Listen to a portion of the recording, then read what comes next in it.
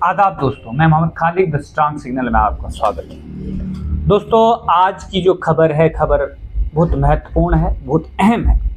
इस खबर को, इस वीडियो को अंत तक देखें। जब आप इस वीडियो को अंत तक देखोगे तो आपको पता चलेगा कि खबर इम्पॉर्टेंट है। खबर इस तरह से है कि जब हिंदुस्तान के अंदर फ्रॉड, फॉर्जरी और क्रिमिनल कॉन्स्पिरेसी के साथ बहुत सारी ऐसी चीज़ें होती हैं जिनका कॉग्निजेंस कंसर्न पुलिस नहीं लेती। अगर कंसर्न पुलिस नहीं लेती है तो हिंदुस्तान के अंदर जितने भी राज्य हैं उन राज्यों के अंदर एक स्पेशल क्राइम ब्रांच बनाई जाती है, और वो स्पेशल क्राइम ब्रांच का काम होता है कि जो केस फ्रॉड, फॉर्जरी और with criminal conspiracy offence involve हो, कोई भी ऑफेंस कमिट हुआ हो, तो उसके लिए वो एफआईआर लॉन्च करते हैं। 4 लाख से ऊपर फ्रॉड या कोई भी फ्रॉड डॉक्यूमेंट या फ्रॉड करके किसी व्यक्ति को अपने राइट से डिप्राइव रखना। लेकिन आपको पता है कि हिंदुस्तान के अंदर, हिंदुस्तान में फंडामेंटल राइट था, राइट टू प्रॉपर्टी, जिसको डिलीट कर दिया गया। अब वो एक लीगल राइट बन गया।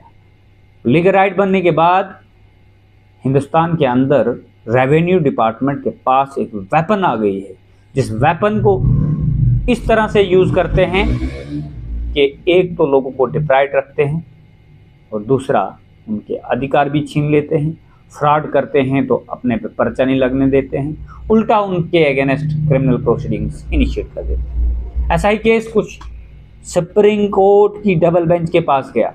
एक केस हाई कोर्ट में रिजेक्ट हो गया था और केस प्रिमा फेसाई 5 हिंदुस्तान की, जिससे हम नारी शक्ति कहते हैं, 5 बहनों का इनलीगली अपने बाप के जो लैंड थी, उस लैंड में जो कंपनसेशन मिलना था उससे डिप्राइव करने के लिए एक कॉन्स्पिरेसी रची गई। और इस कॉन्स्पिरेसी के अंदर हाई कोर्ट ने इसलिए क्लेम को रिजेक्ट कर दिया, इसलिए एफआईआर जो क्रिमिनल प्रोसीडिंग इनिशिएट हुई थी क्रिमिनल क्राइम ब्रांच से, कि केस जो है, केस कर्नाटका के हाई कोर्ट की जजमेंट को सेटिसाइड किया है सुप्रीम कोर्ट के 2 जजों।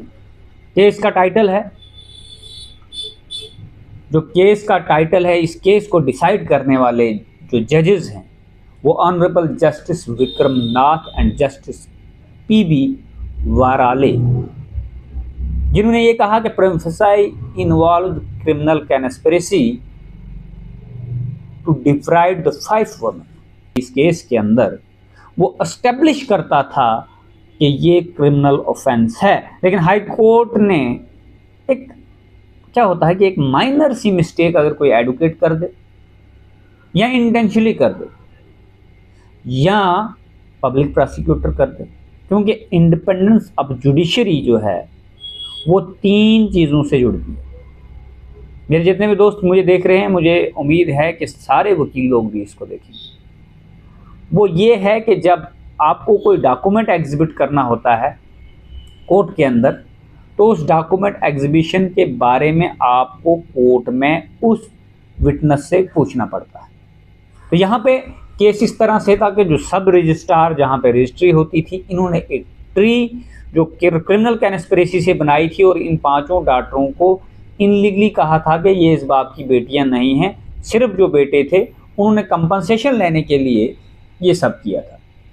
और डॉक्यूमेंट जो फैब्रिकेट किए थे केजी येलप्पा रेड्डी, जिसकी ये बेटियां थी, और उसका नेफ्यू, उसका सन और ग्रैंड सन ने ये कॉन्स्पिरेसी की थी और फैब्रिकेटेड फैमिली ट्री बनाई।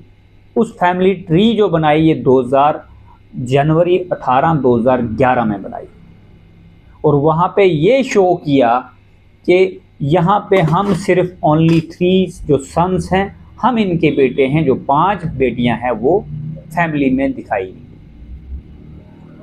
और ये जो डिस्प्यूट हुआ, इसमें एक पिटीशन फाइल हुई, उसमें डीड लगी, और डीड लगना जो 2005 में कंपनसेशन में एक्वायर्ड हुआ था BMRCL, और ये जो इनकी लैंड कहीं एक्वायर्ड हुई थी जहाँ पे इनको कंपनसेशन मिला था, और वो कंपनसेशन नहीं मिला क्योंकि सन और ग्रैंड सन ने एक फैब्रिकेटेड फैमिली ट्री बनाई जिसमें इन बहनों को बाहर निकाला। ये केस बहुत महत्वपूर्ण है। उसके बाद 2017 में ऐसा होता है कि 27 crore has already been credited to the accused person account. 27 crore को छोटी मोटी प्रॉपर्टी में। Appellant said that he become aware of his only October 2017, which time 27 crore had already been credited to the accused person account। वो छोटा मोटा amount नहीं था, ये अमाउंट 27 करोड़ यानी पहले फेस में ही इनके अकाउंट में क्रेडिट हो चुका था। आप देखिए पैसे की कितनी पावर है हिंदुस्तान के अंदर। एक गरीब को जब रेवेन्यू डिपार्टमेंट कुचलता है, कैसे उसकी ज़मीन को अगर वो पैसे ना दे उसका इंतकाल करवाने के लिए उसको स्टेट लैंड घोषित कर देता है। आपको पूरे जम्मू कश्मीर में बहुत सारे ऐसे केस मिलेंगे। अगर आप स्क्रूटनी करेंगे तो बहुत ज़्यादा ऐसे केस हैं जिनका मालिकाना हक गवर्नमेंट के ऑफिसरों ने छीन कर उसको स्टेट लैंड कर दिया ऑटोमेटिकली, जबकि उनके परिजन जिंदा हैं। अब जब इसमें FIR लॉन्च होती है, रिजल्ट ये हुआ कि 2 FIR चीटिंग में कंस्पिरेसी ऑफ फ्रॉड फॉर्जरी के अंदर IPC के तहत city crime branch filed the later chargesheet of the case. Crime branch ने उसके बाद चार्जशीट किया। चार्जशीट करने के बाद the trial court took the cognizance and registered the 2 complaint case against the accused including the appellant nephew. जो appeal करता nephew था उसके खिलाफ भी केस रजिस्टर हुआ, क्रिमिनल केस रजिस्टर हुआ।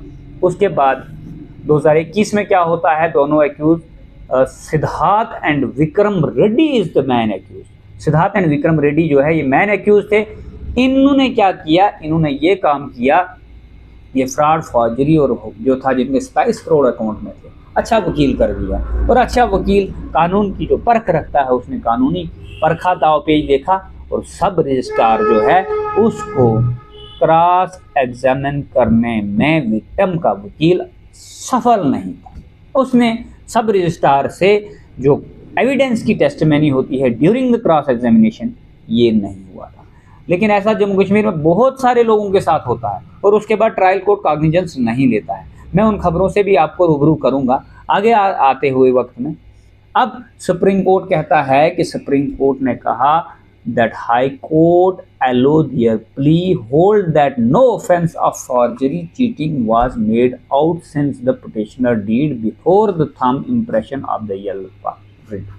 इन्होंने एक डीड भी बनाई थी जिसमें उसके थंब इम्प्रेशन थे जो लैंड का ऑनर था, लेकिन उन्होंने कहा कि इसमें कोई भी फ्रॉडरी एस्टेब्लिश नहीं हुई है। ये हाई कोर्ट की रूलिंग थी। हाई कोर्ट में पिटीशन किसने की, विक्रम रेड्डी और इन्होंने की, क्योंकि पैसा आ गया जब ट्रायल कोर्ट ने क्रिमिनल प्रोसीडिंग इनिशिएट की और हाई कोर्ट ने उसको ख़त्म कर दिया।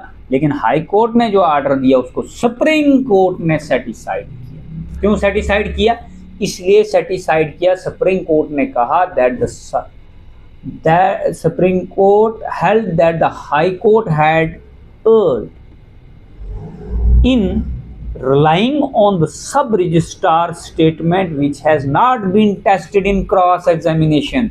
It would be unwise to relying on verified testimony of the sub-registrar to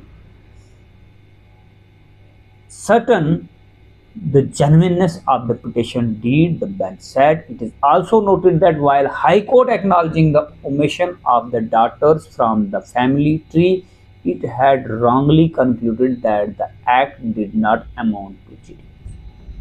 high court ने ये कहा कि ये अगर सब रजिस्ट्रार का क्रॉस एग्जामिनेशन नहीं हुआ था, ऐसे केसों में बहुत होता है जब क्रॉस एग्जामिनेशन होना होता है तो ट्रायल कोर्ट एलो ही नहीं करता है क्रॉस एग्जामिनेशन के लिए उस डॉक्यूमेंट के लिए, जब डिफेंस में आप डॉक्यूमेंट लेके जाओगे। और प्रोसिक्यूशन का केस जब FIR होता है प्रोसिक्यूशन उसमें लेके ही नहीं आता है चीज़। और फ्रॉड और फॉर्जरी कभी हिंदुस्तान में रुक ही नहीं सकती है अगर ऐसे ही चलते रहा। अब ये जो सुप्रीम कोर्ट का ऑर्डर है, सुप्रीम कोर्ट ने क्लियरली कहा कि इन केस में क्रिमिनल प्रोसीडिंग ट्रायल कोर्ट को डायरेक्शन दी इनिशिएट होनी चाहिए। क्यों होनी चाहिए? जितने भी फैक्ट उन्होंने इसमें देखे उस फैक्ट के तहत रेस्पोंडेंट के अगेंस्ट क्रिमिनल कंप्लेंट जो रेस्पोंडेंट हैं उन सब के अगेंस्ट चलनी चाहिए। क्योंकि उन्होंने फ्रॉड क्या किया? फ्रॉड ये किया कि एक फैमिली में से 5 जो डॉटर्स थी उनको एलिमिनेट कर दिया, निकाल दिया बाहर, और वो फ्रॉड वे से निकाला।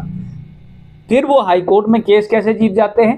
क्योंकि क्रॉस एग्जामिनेशन जो सब रजिस्ट्रार था उसका क्रॉस एग्जामिनेशन प्रॉपरली नहीं हुआ था कि ये जो फैमिली ट्री बनी है कैसे बनी है। तो अगर उस फैमिली ट्री का कहीं जिक्र ही नहीं आया तो हाई कोर्ट ने कहा कि अगर आपने क्रॉस एग्जामिनेशन में उस चीज़ को एस्टेब्लिश नहीं किया, लिहाजा इनके खिलाफ फ्रॉड एस्टेब्लिश नहीं होता है, उसको सेटिसाइड कर दिया। लेकिन सुप्रीम कोर्ट ने ये लैंडमार्क जजमेंट फिर से पास की है आफ्टर मीनाक्षी मीना मड़वा वर्सेस इकबाल सिंह मड़वा वर्सेस मीनाक्षी मीना मड़वा। इस केस में भी ऐसा ही हुआ था। ये केस सुप्रीम कोर्ट के 5 जजों की बेंच ने पास किया था।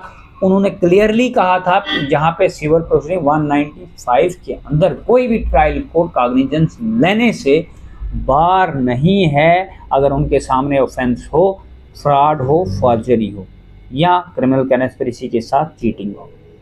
लिहाजा मेरी गुजारिश है तमाम वकील हजरात से कि ये चीज़ देखकर आप रेफरेंस दें और जितने भी पुलिसकर्मी हैं जो भी एफआईआर करते हैं आप फ्रॉड फॉर्जरी को देखो और उस पर कॉग्निजेंस लेने से बिल्कुल ना डरें जहां पे एस्टेब्लिश हो रहा हो।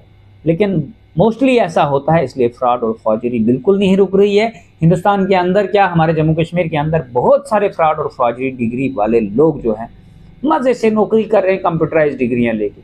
कोई पूछताछ नहीं, क्राइम ब्रांच कोई काम नहीं कर रही, इन्वेस्टिगेशन नहीं कर रही, कुछ नहीं कर रही, क्योंकि उन्होंने हिंदुस्तान के अन्य स्टेटों से डिफरेंट यूनिवर्सिटियों से ये डॉक्यूमेंट बना के लाए और क्राइम ब्रांच इतनी मजम्मत वो मेहनत नहीं करती कि वहाँ से वो डेटा रिकवर करके लाए।